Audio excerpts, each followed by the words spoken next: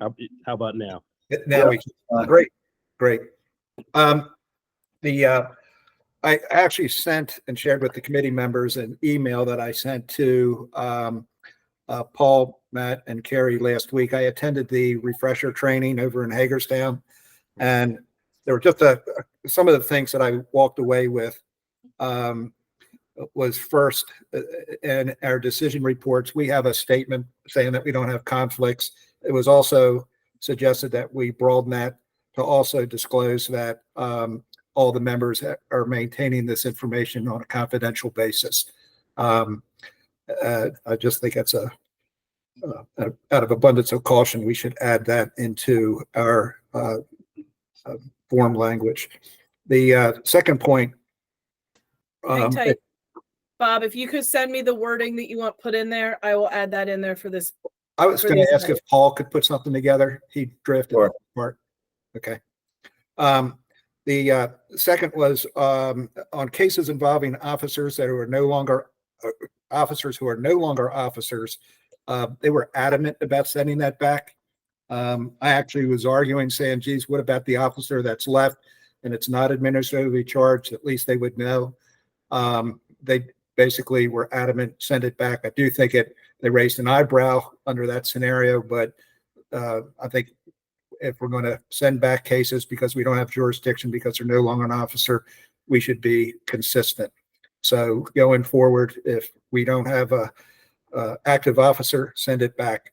By the way, one of the things they said in the certification, when officers go back in to get recertified, only about 10% of them pass that recertification, which I was surprised. The next item was, and we've talked about this, when we do not administratively charge somebody, whether or not we use the term unfounded, exonerated, and we also have the ability to make recommendations for, I think, any short problems with supervision that calls that to be found. They did say we do not have to say unfounded or exonerated, but they said if we do that, we should be consistent and not do it for some and not the others. So my recommendation would be, unless committee members think otherwise, that we continue doing things the way we have. The situation where we might not do it is where we can't agree between it being unfounded or exonerated, and then I think it would be appropriate that we leave it blank on that situation. The next example or situation was anonymous complaints. Basically, if an anonymous complaint comes in and it does involve a member of the public, we should hear it. If we have anonymous complaint, and we've had some of these and we've heard them, and they did not involve a member of public, we need to make sure we are drawing the lines so that we can see a member of the public. And actually, I think we're going to have an example of one of those today.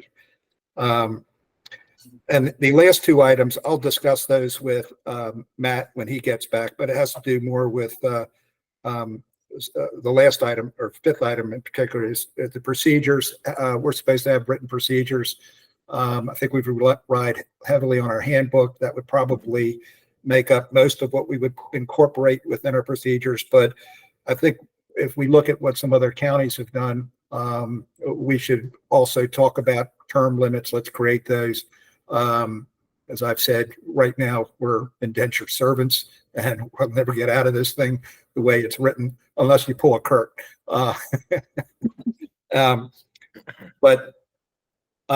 one of the things and I'm not sure if the other members have it, Rachel has shared with me from time to time some of the policies the police departments use, and I believe she said most of the other agencies use that, but I have raised questions about policy with some of the agencies, and I don't think they're always using the state police.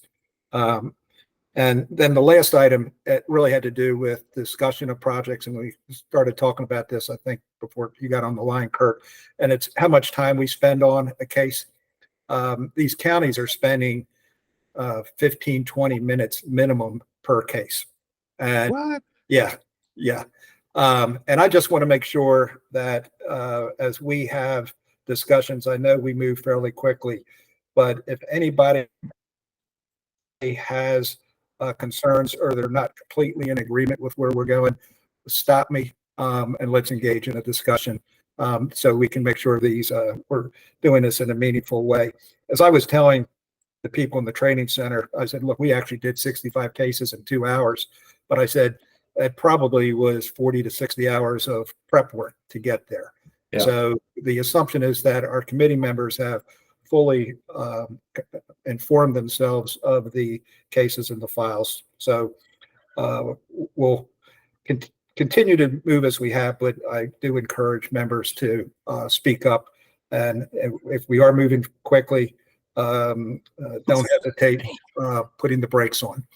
So one other thing, I did speak with Adam Flack. It does not look like they want to use legislation to make any changes. He indicated they're going to do an executive order. I spoke to him a few weeks ago. He said he's going to share a draft. I have not seen anything. He does not believe that the state should have a PAB. And that's through discussions he's had with various agencies and other offices. My comment to him was, I don't see a problem not having a PAB, but I do think there should be a mechanism for us to provide feedback to certain agencies on policies if we're seeing some inconsistencies or items that we think we ought to share. So if they created a feedback mechanism, I thought that would be helpful. But we'll see what they come up with when we get that draft. And when I get it, I'll share it with you all. Real quick, next month, our meeting is going to be September 17th. We're doing it early because I'm leaving the country on the 18th and will not be back until October 3rd. Then it dawned on me, if we're doing the meeting on the 17th, I'm going to need somebody to review the decision reports that Carrie puts together, initial them, make any comments that we are including, and then save those in a PDF format, send them back to Carrie for distribution. So this is how Stuart became chairperson. Rodney got up and went to the bathroom. So Kurt or Donna, if one of you, we definitely recommend Rodney. Donna, second that. All in favor? I second that. Okay. That'll teach him. Boy. Okay. That's how Stuart became chair. Okay. Thanks very much, Rodney. Thank you. You just volunteered to review the decision reports and get them back to Carrie for the September meeting because I'll be out of the country without a computer. So I'll talk to you later about it. But thank you for volunteering. With that, can I get a motion to go into closed session? So moved. Can I get a second? All in favor, say aye. Aye. Okay. All right. It is proposed that the Statewide Administrative Charging Committee's open session of its 20th meeting on August 28th, 2024 be adjourned to a closed session. The session will be closed under the authority of General Provisions Article 3-305B 1, 2, and 7 of the Annotated Code of Maryland. The reasons for closing the session may be to discuss the appointment and employment of an individual over whom the committee has jurisdiction and to protect the privacy or reputation of an individual with respect to a matter that is not related to public business. During this closed session, the topics to be discussed are Administrative Charging Committee cases.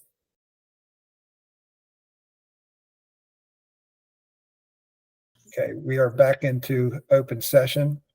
The Statewide Administrative Charging Committee has finished their meeting for August 28th, 2024.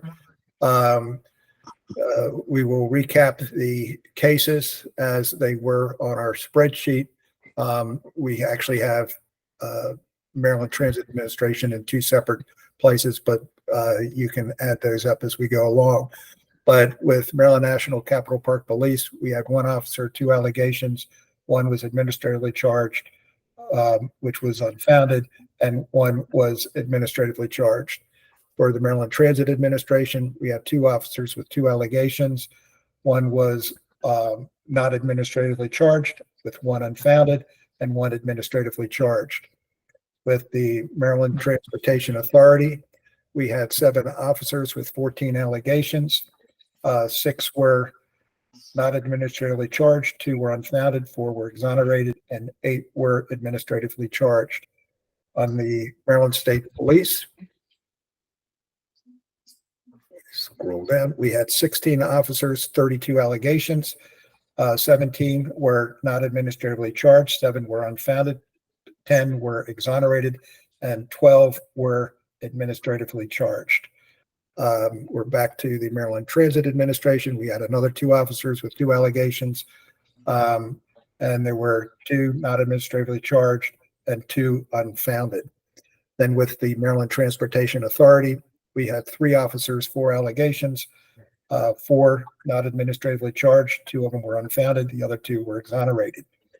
On WSSC, we had 1 officer with 2 allegations. 1 was not administratively charged, and that 1 was unfounded, and 1 was administratively charged. And then the last, Department of Natural Resources, we had 1 officer, 1 allegation, and 1 was administratively charged. And that wrapped up the statewide August meeting for 2024. Any questions? No. I don't believe so. Okay. Everyone, thank you very much. I appreciate your time and diligence in this matter. So what the next meeting you say is September 17? Yes, So if we get matters on the 15th or something like that, they will not be considered. They'll go over unless there's a year, Yeah, type right. solution. Yep. Yeah. Yep. Good. Okay. Hopefully we won't have too many to go through, but All right. that's going to make October a bear. So. Good.